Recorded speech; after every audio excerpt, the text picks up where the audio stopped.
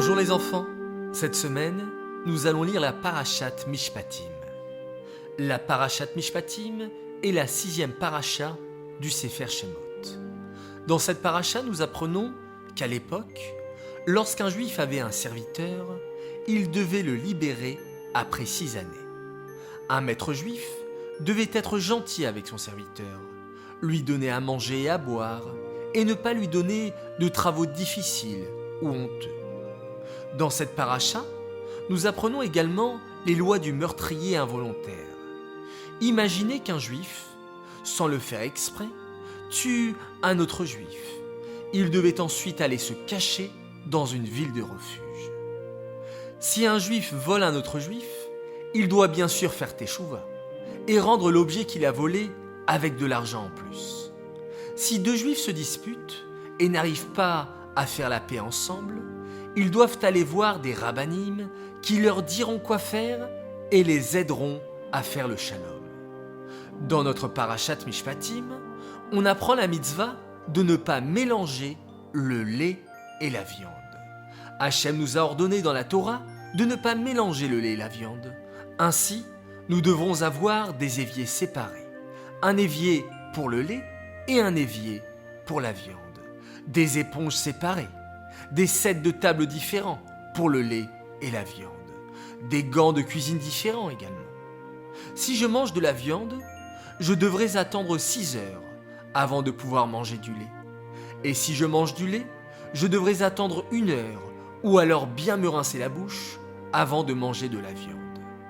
Dans cette paracha, nous apprenons aussi qu'avant de recevoir la Torah, les 70 anciens, Aaron et Moshe Rabbeinu, ont pu monter sur le Har Sinaï. Les 70 anciens, un peu plus haut sur la montagne, Aaron à Cohen, et au sommet de la montagne, Moshe Rabbeinu. Lorsque Moshe Rabbeinu transmit la Torah au Béné Israël, tous les Béné Israël se sont exclamés « Naaseh venishma » nous ferons et nous comprendrons. En réponse, 2 anges vinrent poser 2 couronnes sur la tête des Béné Israël, une pour Naaseh et une pour Nishma. Après Matan Torah, Moshe Rabbeinu va monter sur le mont Sinaï pour recevoir les louchot, les précieuses tables de la loi d'Hachem. Mais quand Moshe Rabbeinu monte sur le Har Sinaï, les anges sont très en colère. « Que vient faire cet homme ici ?» s'exclament les anges. « Il est venu recevoir la précieuse Torah », leur répondit Hachem. « Quoi ? La précieuse Torah ? Nous ne voulons pas !» s'exclamèrent les anges. « La Torah est si belle, si précieuse, elle doit rester dans le ciel. » Moshe, dit Hachem à Moshe Rabbeinu, réponds-leur.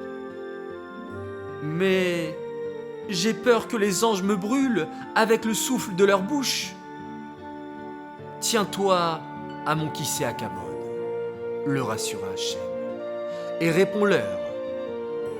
Moshe se tourna alors vers les anges et leur dit : « Il est écrit dans la Torah, vous respecterez vos parents. Est-ce que vous, les anges, vous avez des parents ? Il est écrit aussi dans la Torah, vous respecterez le Shabbat. Est-ce que vous, les anges, vous devez respecter le Shabbat ? La Torah n'est donc pas faite pour vous, les anges, mais pour nous, les Béné Israël. » En entendant ces paroles, les anges acceptèrent et Moshe Rabbeinu resta 40 jours et 40 nuits pour apprendre la Torah. Voilà les enfants, vous avez bien écouté le résumé de la Parashat Mishpatim.